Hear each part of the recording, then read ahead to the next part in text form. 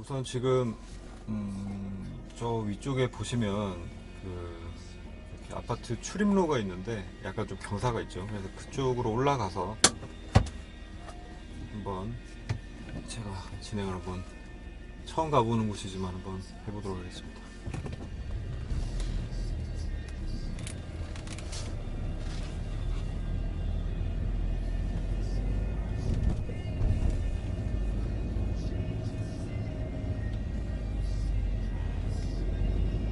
택시들이 굉장히 많이 세워져 있는데 일종의 택시 휴게소 같은 그런 데인가 보네요. 네, 한 요 정도에서 이제 설명을 드리면 좋을 것 같은데, 자, 지금 이제 브레이크를 안 밟으면 이렇게 차가 뒤로 밀리는 그런 상황이죠. 자, 그러면 일단 경사로에서 이렇게 지금 제가 풋브레이크를 밟고 있는데, 브레이크를 밟고 정지해 있는 상황을 한번 가정을 해보자고요. 자, 이렇게 정지가 되어 있는 상태에서 보통 초보분들 같은 경우에는 이 클러치 컨트롤이 좀 미숙하기 때문에 클러치를 밟은 다음에, 자, 충분히 동력이, 그러니까 클러치가 붙기 전에 이렇게 브레이크에서 발을 떼버리면 차가 이렇게 밀려버리죠. 당황하니까 또 브레이크를 밟고 이러면서 이제 울컥울컥 출발을 못 하시는 경우가 좀 많은 편인데, 초보분들이 가장 하기 쉬운 방법을 먼저 알려드리겠습니다. 우선 사이드 브레이크를 이렇게 끝까지 당기시면 돼요. 그러면은 풋브레이크에서 발을 놓더라도 차가 이렇게 밀리진 않죠. 자, 그 상황에서 이제 밀리지 않으니까 좀 여유를 가지시고, 자, 바로 이 상황에서, 자, 1단을 넣으시고요. 1단을 넣고 그 다음에 클러치에서 발을 이렇게 살 한번 떼보시면, 네, 차가 동력이 전달되는, 지금 이 게이지가 아마 잘 안 보이실 텐데, 자, 지금 이제 아이들링 상태에서 RPM이 한 700 RPM 정도, 네, 700 RPM 정도로 지금 유지가 되고 있는데, 지금 1단을 놓고 약간 클러치를 붙여주게 되면, 네, 이렇게 한 900 RPM 정도까지 올라가게 됩니다. 자, 그러면 이제 RPM이 이렇게 900 RPM까지 올라간 상태에서 사이드 브레이크를 풀면 차가 뒤로 밀리지가 않아요. 제가 한번 보여드릴게요. 경사도가 지금 뭐 이렇게 완만한 정도는 아니고 약간 경사도가 좀 있는 편인데, 자, 다시 1단 놓고 브레이크에서 발을 뗐고요. 그리고 자, 클러치에서 이렇게 발을 쓱 뗀 상태에서, 자, 사이드 브레이크를 한번 풀어보겠습니다. 풀면, 네, 자, 지금은 제가 설명하고는 다르게 차가 이제 좀 밀리긴 했는데, 지금 경사도에 비해서 이제 차 그 동력이 전달이 충분히 될 정도로 차가 힘이 좋은 차가 아니라서 그랬던 것 같아요. 그래서 그렇다면 이제 2단계 방법을 써야 되기 때문에, 마찬가지 사이드 브레이크를 당기신 다음에, 뭐 경차라든지 이런 사람이 많이 타고 있을 경우에는 지금 제가 이렇게 실수를 한 것처럼 클러치에서 발만 이렇게 떼서 동력 전달이 되어 있는 상태에서 사이드를 풀게 되면 차가 밀리는 경우가 충분히 생길 수 있어요. 이제 그럴 때 밀리지 않고 가는 요령이, 자, 두 번째 방법은 아까랑 같이 브레이크에서 발을 떼고, 네, 지금 사이드가 걸려 있으니까 차는 뒤로 미끄러지지 않죠. 그리고 마찬가지 클러치를 붙여서 동력 전달을 좀 해준 다음에, 그 다음에 악셀을 밟으면서, 네, 이렇게 출발을 하시면 됩니다. 이러면은 이제 차가 전혀 밀리지 않고 출발을 하게 되는 거죠. 이런 요령으로 출발을 하시면은 차가 이제 전혀 밀리지 않고 출발을 할 수 있고요. 자, 그 다음에 두 번째 방법은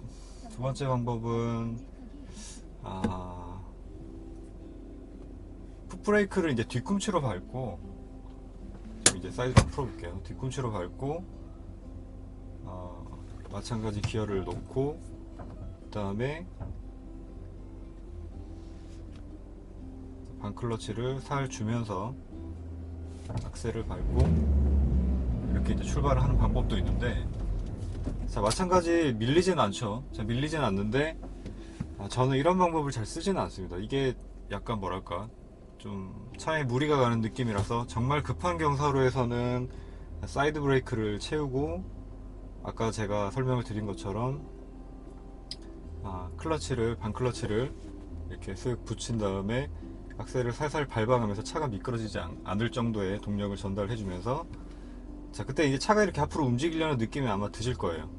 그때 이제 사이드 브레이크를 풀고 그대로 출발을 하시면 됩니다. 이게 지금 제가 말로 설명드리는 거는 뭐 이렇게 되지만, 이게 연습을 좀 하시다 보면 아마 금방 되시지 않을까 싶어요. 저도 누구한테 배운 건 아니고, 사이드 브레이크를 이렇게 채운 상태에서는 차가 미끄러지지 않는다라는 경사로 해서 사이드 브레이크를 당긴 다음에 출발하면 좋습니다는 그냥 인터넷상에서 글만 본 다음에 제가 연습을 해본 거였거든요. 그래서 그렇게 연습을 해보시면 경사에서 밀리지 않고 부드럽게 출발을 아마 하실 수가 있지 않을까 라는 생각이 듭니다. 자, 그 다음에 이제 제가 여기를 벗어나서 다른 곳으로 한번 가볼 텐데, 지금 이제 제가 이 사이드 브레이크를 안 당기고, 지금 제가 평소 때 저는 이제 요 정도 구간에서는 이렇게 뭐 특별히 사이드 브레이크를 당긴 다음에 출발하거나 그러진 않거든요. 자, 그래서 제가 출발하는 뭐 제 나름의 어떤 방법을 하나 보여드리자면, 기어를 넣은 다음에 클러치를 동력 전달되는 시점까지 빨리 떼는 거죠. 그리고 악셀을 재빨리 가져가서 차가 최소한 미끄러지는 부분이 최소화될 수 있게 해서 출발을 하는 걸 저는 보통 많이 사용을 합니다. 자, 보여드리자면, 자, 이런 식이죠. 지금 차가 약간 울컥하긴 했지만 거의 미끄러지는 거는 없이 출발을 했거든요. 그래서 저는 이런 출발을 보통 많이 한다고 그렇게 보시면 되겠습니다.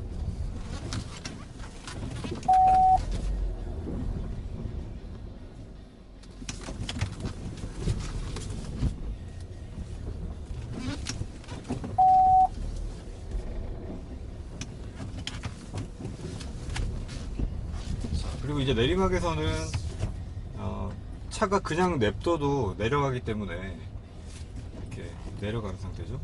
그 상태에서 지금은 이제 기어가 중립에 있는데 2단에 넣고도 충분히 출발이 가능해요.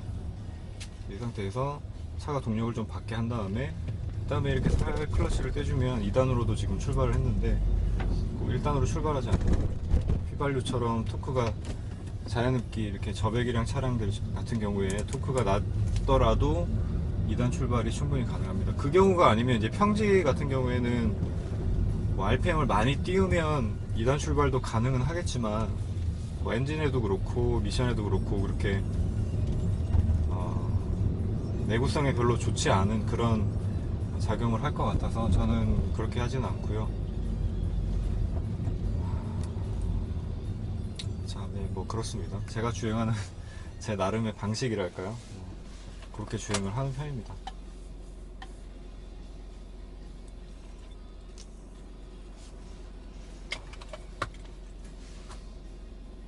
그리고 또 생각이 났는데, 그 기어를 내릴 때, 그러니까 다운시프트를 할 때 차가 울컥거린다라는 그 질문을 주셨던 분이 계시는데, 그게 이제 당연히 차가 울컥할 수밖에 없겠죠. 왜냐하면은 이제 일반적으로 뭐 전기 자동차가 아닌 경우에는 엔진 회전수에 따라서 토크나 마력이 다 다르게 나오는 상황이고, 또 차가 움직이는 속도가 있는데, 자, 그 속도에 맞춰서 이제 엔진 회전수를 맞춰준 다음에 기어를 내려줘야 차가 이제 이렇게 소위 얘기하는 엔진 브레이크가 급하게 걸리면서 이렇게 앞으로 쏠리는 그런 현상이 발생하지가 않는데, 이제 그냥 기어를 내리게 되면은 차가 많이 쏠릴 수가 있다는 거죠.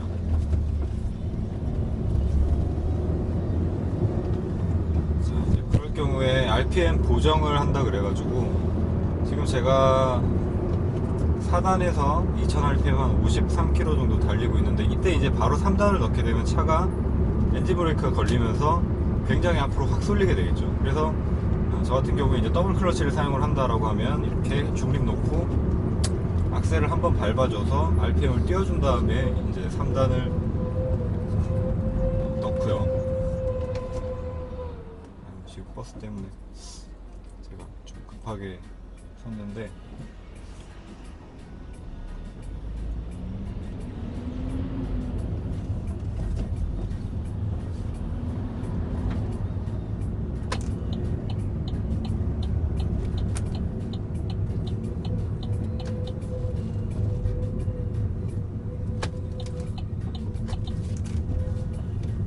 네, 아까 이제 보여드린 거는 더블 클러치라 그래가지고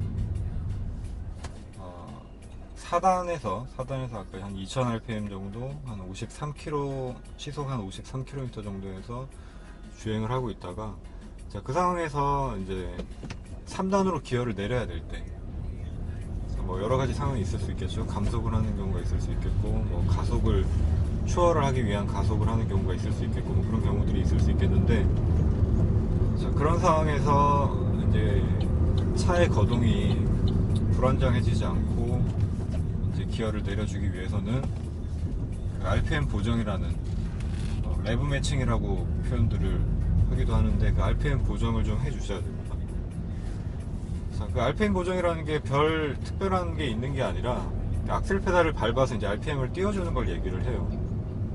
각 단수마다 그 속도에 맞는 RPM이라는 게 있기 때문에 지금 이제 한 2단에서 1500rpm, 1000rpm 정도, 10km, 거의 아이들링에서 약간 벗어난 정도, 2단에서 지금 한 20km 정도 내외로 달리고 있는데, 자, 이때 이제 3단을 넣게 되면은 한 1000rpm 정도 이렇게 떨어지면서 차가 그 힘을 많이 못 내게 되죠. 일반적으로는 RPM이 이렇게 올라갈수록 뭐 마력이나 토크가 같이 상승을 하게끔 그렇게 엔진이 이제 설계가 되어 있기 때문에, 그래서 이제 추월을 하거나 뭐 그럴 경우에는 RPM을 좀 올려줘야 되는데, 그럴 때 이제 이 악셀 페달을 밟아서 이런 식으로 RPM 보정을 해주시는 거예요. 자, 그러면 이제 기어 단수별로 RPM 보정을 어떻게 해야 되느냐. 자, 그 부분은 그 뭐랄까 엔지니어링적인 측면에서 보자면 그 뭐 각 그 단별로 어떤 기어의 비율을 이렇게 도표로 그려놓은 뭐 그런 어떤 차트 같은 것들 뭐 이런 것도 있는 걸로 알고 있는데, 저는 이제 그렇게까지 자세하게 잘 알지는 못하고요. 감각적으로 좀 연습을 해서 내가 같은 속도에서 기어를 내릴 경우에 어느 정도 밟아주면 차가 크게 울컥거림이 없이 변속이 되더라, 요런 것 정도, 그런 것들을 이제 몸으로 좀 체감, 좀 숙달을 시키실 필요가 있는 겁니다.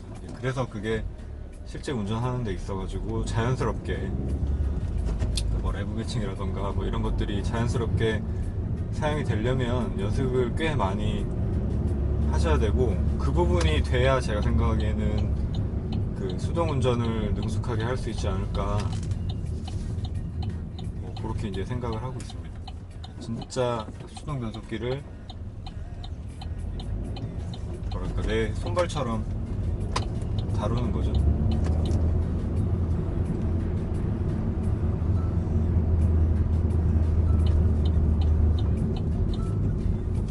네, 자, 지금 같은 경우에도 이제 내리막 상황이고 앞에 이렇게 정차를 해야 될 상황이기 때문에 제가 속도를 많이 내지 않고 기어 중립으로 뺀 다음에 이제 브레이크만 밟아서 이렇게 속도 감속을 해서 정차를 하는 이제 이런 상황이었죠.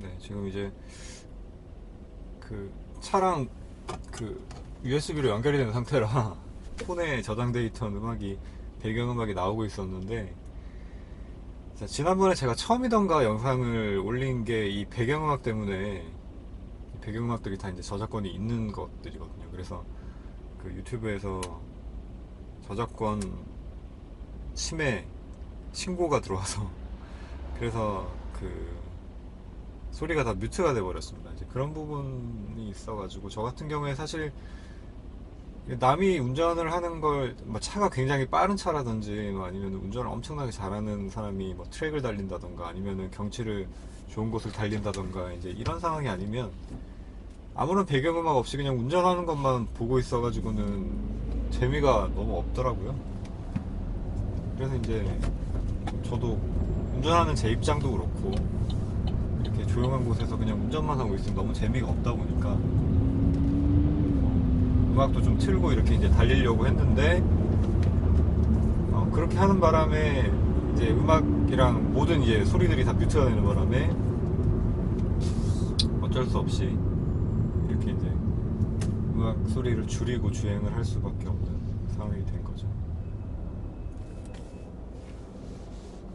자, 그리고 지난번에도 제가 느낀 거지만 뭔가 운전을 하면서 일상적인 대화가 아니라 이렇게 설명을 하는 거는 굉장히 너무 어려운 일인 것 같아요. 쉽지가 않아요, 정말. 생각을 막 해야 되기 때문에 도로 상황도 살펴야 되고 또 여러 가지 신호나 이런 것들도 봐야 되는데 뭔가 설명을 하려니까 그렇다고 제가 설명할 만큼 이 운전을 체계적으로 누구한테 또 배우는 상황이 아니다 보니 정말 쉬운 일은 아닌 것 같습니다. 제가 설명을 좀 많이 버벅거리더라도 여러분들이 좀 양해를 해 주셨으면 좋겠고요. 자, 이제 시간이 4시를 넘어서 5시 거의 다 돼가는 시간인데 지금 차가 많이 막힐 시간이죠. 자, 제가 저 앞 코너에서 히렌토를 사용해서 한번 진입을 해보겠습니다. 2단까지. 네, 자, 이렇게 이제 충분히 코너에서는 감속을 한 다음에 진입을 하셔야 되고요. 과진입이 공공도로에서는 굉장히 위험하다라는 거 아시죠? 피해갈 길이 없으니까 충분히 감속을 하셔야 된다는 거 잊지 마시고. 자, 또 코너에 접어들었는데 지금 같은 경우에는 이제 내리막 코너가 아니라 오르막 코너이기 때문에 앞차와의 거리도 있고 특별히 감속할 필요는 없어서 그냥 이렇게 주행을 하고, 기어도 지금 2000rpm 약간 못 미치는 기어지만 특별히 가속할 상황은 아니라서 그냥 편하게 이렇게 주행을 하다 보니까 좀 앞차랑 너무 가까워졌죠.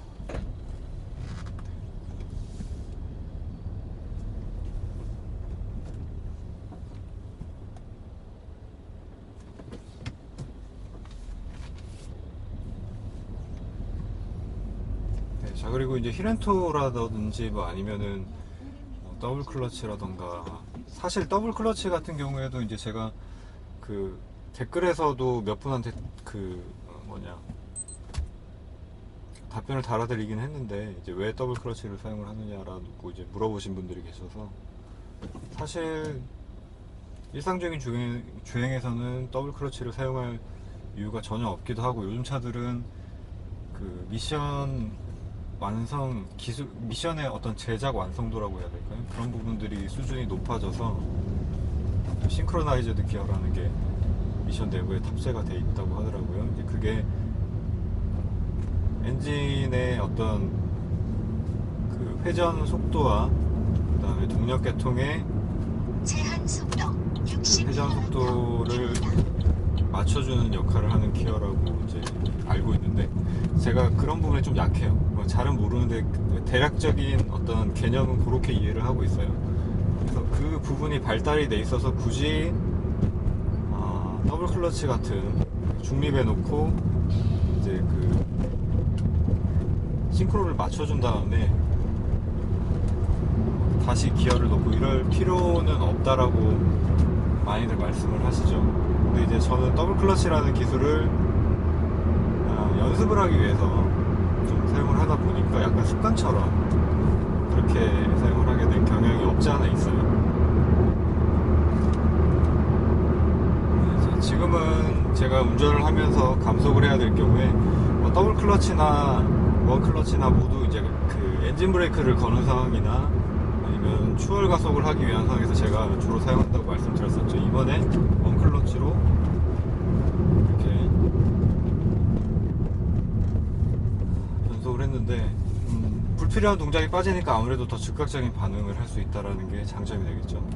더블 클러치 같은 경우에는 클러치를 밟고 중립 빼고 다시 RPM 보정을 하고 클러치를 밟고 기어를 넣고 주행을 하는 거기 때문에 동작이 한 2단계 정도가 더 들어가게 되니까 급한 상황에서 하려면 되게 손발이 막 바빠져요. 그렇지만 이제 원 클러치 같은 경우에는 클러치 밟고 RPM 보정해준 다음에 바로 기어 넣으면 되니까 그런 불필요한 동작은 없어지는 거죠. 그래서 빠른 어떤 변속을 위해서는 원 클러치를 사용하셔도 되지 않을까라는 생각이 듭니다. 일부는 미션 내구성을 위해서 더블 클러치를 쓰는 게 좋다라고 말씀을 하시는 분들도 계시는데, 저도 그래서 사실 더블 클러치를 사용을 하는 경향이 없지 않아 있거든요. 근데 이제 빠르게 운전을 하고 싶다라고 하면 더블 클러치는 불필요한 선택이라는 거죠.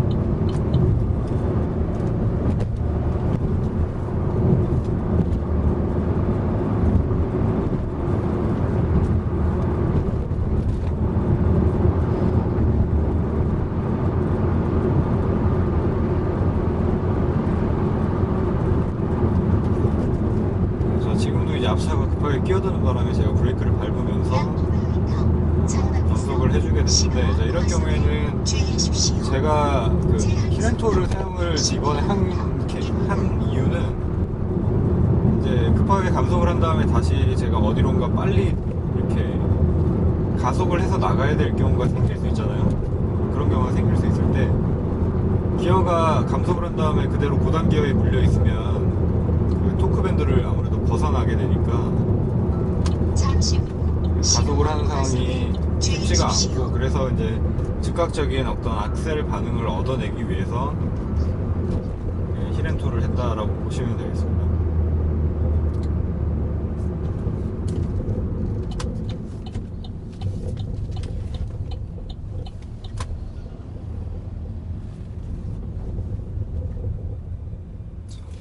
보행하시는 분들은 다 건너 가실 때까지 당연히 기다려 드려야 되겠죠.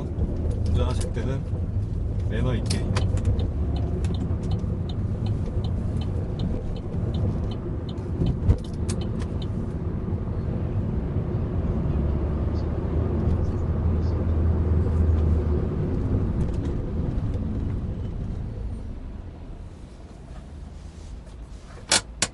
그리고 이제 신호가 이렇게 좀 대기를 길게 해야 될 경우에는 보통 자동 운전자분들 같은 경우에도 뭐 기어를 N단에 놓거나 아니면 P에 놓고 사이드 브레이크를 당기시거나 뭐 이런 경우가 많이 있는데, 수동 같은 경우에는 무조건 잠깐 정차하는 경우가 아니면 저 같은 경우에는 거의 아마 한 8-90% 정도는 기어 중립으로 놓고 사이드 브레이크를 당겨 놓는 편입니다. 뭐 사이드 브레이크를 당겨 놓거나 아니면 그냥 풋브레이크만 밟고 있는 거죠. 왜냐하면 이제 기어가 들어가 있는 상태에서는 계속 클러치를 밟고 있어야 되니까 그게 귀찮기도 하고, 또 시내 운전하면 클러치를 너무 자주 밟아야 되거든요. 그래서 어떤 피로도를 좀 줄이기 위해서 그렇게 하신다 보시면 되겠습니다.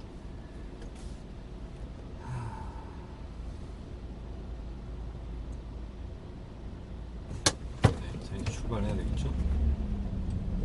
저는 이제 좌회전을 할 거고요. 잠시 후 신호원 중앙선을 넘어서 달려오고 있는 오토바이가 한 대 있는데 저렇게 운전을 하면 안 되겠죠. 60km입니다.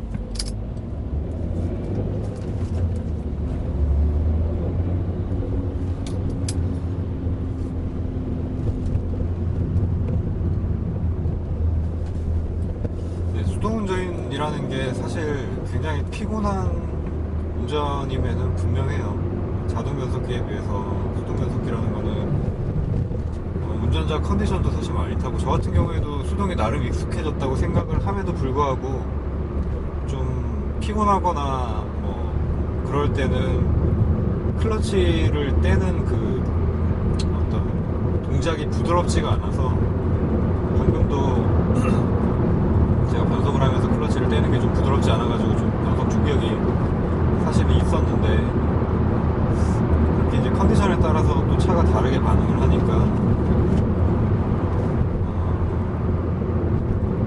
저 같은 부류의 사람들은 그런 것까지도 재미라고 생각을 하겠지만, 일반적으로 운전을 하는 사람들 같은 경우에는 새로운 그 변속기 차량만큼 피곤한 운전이 없지 않을까 라는 생각도 듭니다. 굳이 수동 변속기 차량을 사가지고 그 막히는 시내에서 타고 다닐 이유가 없다라는 거죠.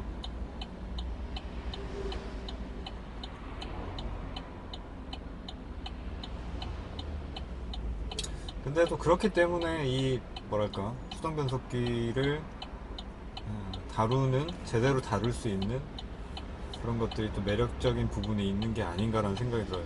아무나 다 하는 거를 내가 한다 그러면은 사실 이게 뭐 사람마다 성향이 다르기 때문에 다르게 생각할 수 있겠지만, 저 같은 경우에는 아무나 하지 않는 것들을 하는 거에 대한 어떤 그런 부분에 좀 매력을 느끼는 편이거든요. 좀 변태적인가? 뭐 아무튼 그렇습니다.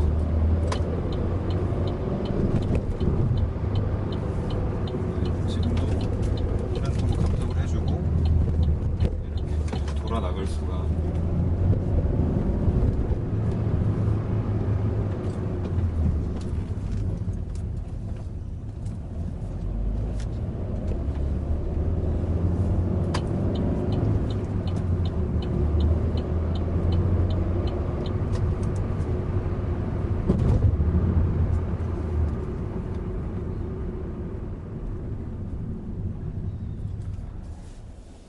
네, 여기는 오목교역 근처 이제 목동이고요. 자, 이쪽 부분에 뭐 와보신 분들은 아시겠지만 이 인근 도로들이 다 일방통행이에요. 그래서 저도 운전을 이쪽에서 집이랑 가까워서 이쪽에서 이제 좀 하다 보면 가끔씩 역주행하는 분들이 계십니다. 굉장히 위험하죠. 공도로에서 역주행이라니. 도로가 좀 약간 특이하게 어떻게 이렇게 만들어지긴 한 것 같아요. 일방통행은 큰 대로, 뭐 코엑스 앞쪽이나 이런 쪽도 이제 일방통행 아닌가? 지금 기억이 확실치 않은데 그렇게 많지 않은 걸로 알고 있는데, 이쪽 목동은 이제 일방통행으로 그렇게 도로들이 만들어져 있더라고요.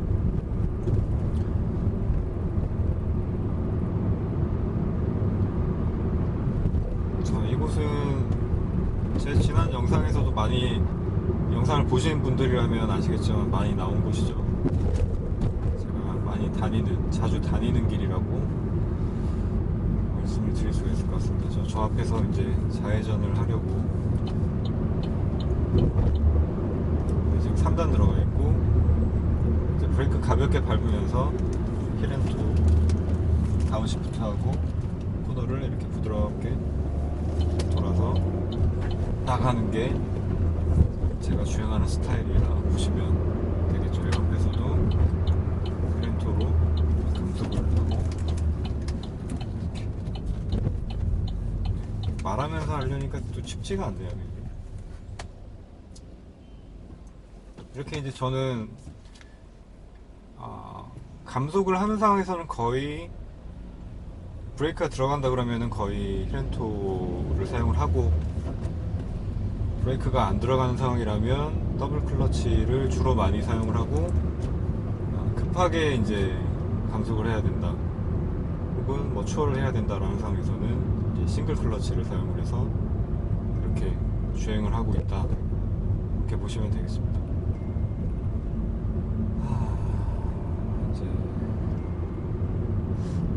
이제 또 하나 보여드리면 좋을 게, 지하주차장 내려가는 거 한번 보여드리면 되겠네요. 그러면은 제가 자주 가는 목동 이마트로 가서 주차장을 한번 내려가 보도록 하겠습니다.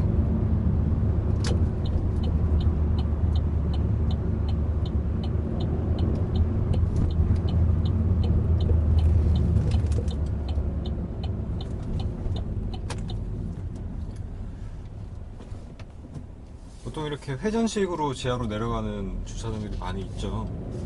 그 회전식 지하 주차장으로 내려갈 때 좀 폭이 좁은 경우가 아마 그런 주차장이 전방에서 운전을 하시는데 아마 많이 어렵게 느끼시는 분들이 많을 텐데, 50km. 자, 특히 이제 수동차 같은 경우에는 뭐 내려가는 경우는 그렇다 치더라도 이제 올라가는 경우에 차가 좀 정체가 된다 그러면 이제 운전이 사실은 그 좁은 길에서 제한 속도 멈췄다가 또 50km. 경사를 올라가야 되고 하는 상황이 반복이 되다 보면 긴장이 많이 될 수밖에 없죠. 저도 그랬었고. 그래서 이제 내려가는 상황이랑 이제 올라가는 상황 둘 다를 보여드리면 될 것 같아요. 그래서 그 부분을 해보고 이번 영상은 마무리를 하는 걸로 하면 될 것 같습니다.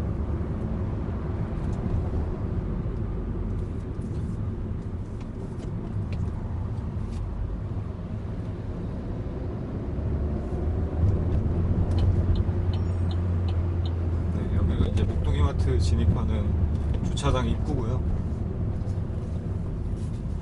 충분히 감속을 해서 앞에 그 건널목이랑 다 있기 때문에 사람들이 통행하는지 여부를 잘 확인을 하고 진입을 해야 되고, 그 다음에 지하주차장 들어가는 입구에서는 보통 이렇게 보면은 과속방지턱이라기에는 거의 차가 멈춰야 부드럽게 넘어갈 수 있을 정도의 턱들이 있는 경우가 있어요. 자, 이런 경우도 이제 좀 부드럽게 넘으려면 브레이크 조작을 굉장히 미묘하게 해주셔야 돼요.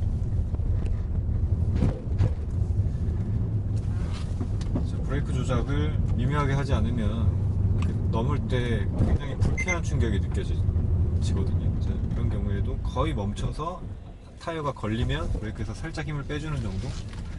그 정도로 주행을 해주셔야 큰 불쾌감이 없이 차를 운전을 하실 수 있다. 제가 방지턱을 넘는 요령을 그때 말씀을 드릴 때 설명을 드렸던 것처럼 이렇게 이해를 하시면 되겠습니다. 자, 평일인데도 차들이 많네요.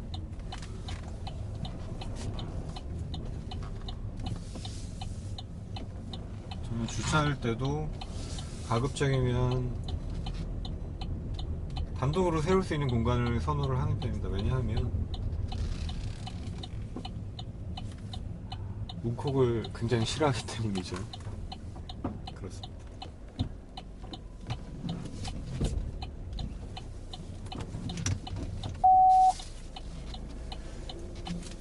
그래서 마침 지금 제 뒤쪽에 차량 한 대를